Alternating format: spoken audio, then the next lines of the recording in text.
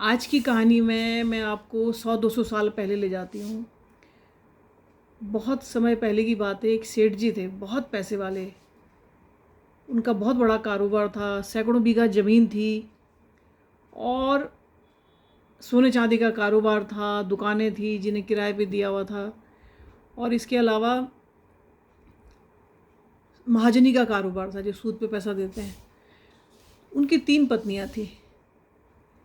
बड़ी का नाम था परी, दूसरी का नाम था बुद्धि, तीसरी का नाम था इमली। तो वो तीनों अपने नाम के अनुरूप थी।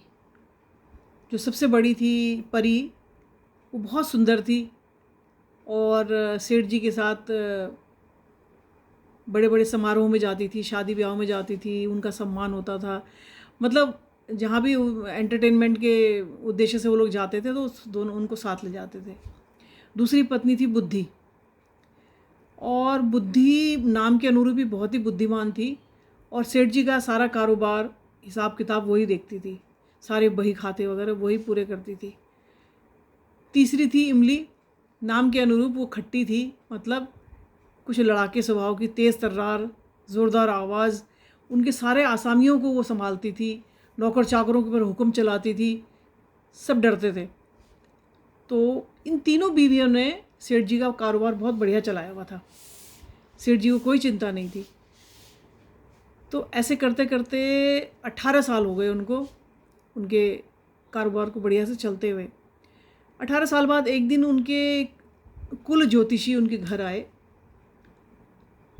कुल ज्योतिषी की बात सेठ जी बहुत माना करते थे। कुल ज्योतिषी आए, उनका बड़ा सम्मान हुआ और उनके सामने सेठ जी ने अपनी और अपनी पत्नियों की जन्मपत्री रखी और कहा कि आप सौभाग्य से आप पधारे हैं, तो कृपया फिर से एक बार जांच लीजिए।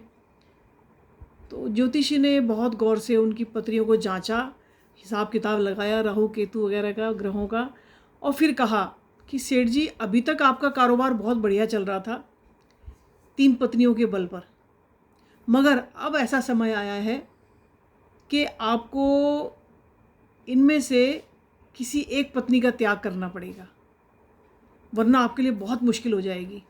अब 3 पत्नियों वाला जो आपका सिलसिला है वो अब सही नहीं है, इसको आपको बदलना होगा। आप ये उपाय कर सकते हैं कि आप किसी एक पत्नी का त्याग कर दें। अब सेठ जी घबराए कि भाई किसका त्याग करें। परी परी की तरह सुंदर है, बुद्धिमान जो है वो सारा कारोबार संभालती है, और इमली जो है सारे आसामियों को संभालती है। लेकिन ज्योतिष ने कहा भाई तुम्हें ये तो करना ही पड़ेगा, वरना आपके ऊपर दुर्भाग्य का साया आ सकता है। तो सेठ जी बहुत सोच में पड़े, दिन रात सोचते रहे, उनकी समझ में नहीं आ रहा था। लेकिन आखिर उन्होंने सोचा।